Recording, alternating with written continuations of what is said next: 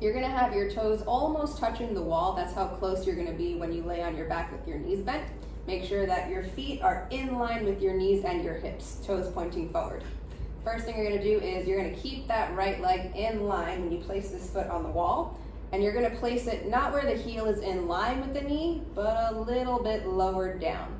This is because we're going to use this foot to pull down on the wall with the tippy heel, and that knee is gonna reach toward the toe. So when that happens, it's gonna look like this.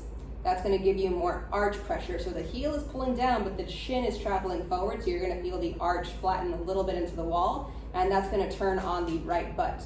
Now notice, when I did that, my hips turned to the left because I'm reaching my right side forward. So you're gonna feel like your hips get heavier on the left side, the right side comes up a little bit. You're not arching your back to do it, your back is still staying relaxed.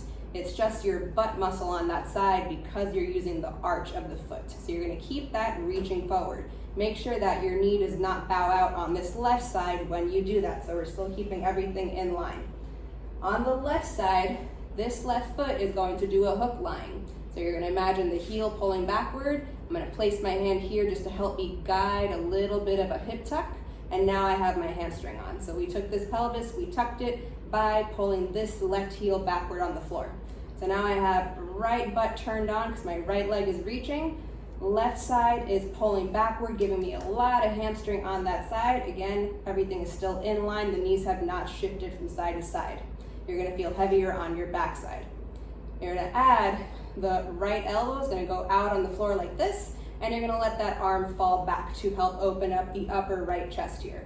If your hand does not reach the floor and you're limited in that range, you can place some pillows or stack something beneath that wrist or forearm. And then as you go through several sets of this, if that range opens up, you can let that fall onto the floor and maybe it even stays there comfortably. The idea is we just don't want the shoulder to roll off the floor. We just want it passively open here. We're gonna add, on top of that, a head turn to the left. This is gonna further help open up the right side of the neck and upper chest so that when you're doing breaths in this position, twisted on purpose, rotated to the left, we're gonna get more upper right chest expansion. You're gonna feel a stretch from the inside out right around the collarbone area in the upper chest, and you might feel left backside expansion because we're so turned to that left side and we're extra heavy on it. This is where we're gonna do the breaths. The last thing I'm gonna add is a left palms up reach toward my left heel. So watch what happens when I do that. Kind of helps me side bend a little bit more to get more of that compression between left ribs and hips just by reaching palms up. Just make sure that the shoulder stays on the floor when you do that. A lot of things going on here. So best thing to do is just get into the position, make sure that you feel all the things before we add breaths. So right heel is pulling down, knees going forward, arch is heavy on that foot, so you have a right butt muscle contracting. Left foot is pulling back, left hamstring is working, left hip is tucked, left backside is super heavy on the floor, right arm is back like so. So you have the head turn also helping to open up the right side of the upper chest. And then we have this left palms up reach, reaching toward that left heel to get a little more side bend. In this position, once you go through your breaths, you're gonna exhale fully. Both sides of the ribs deflate down.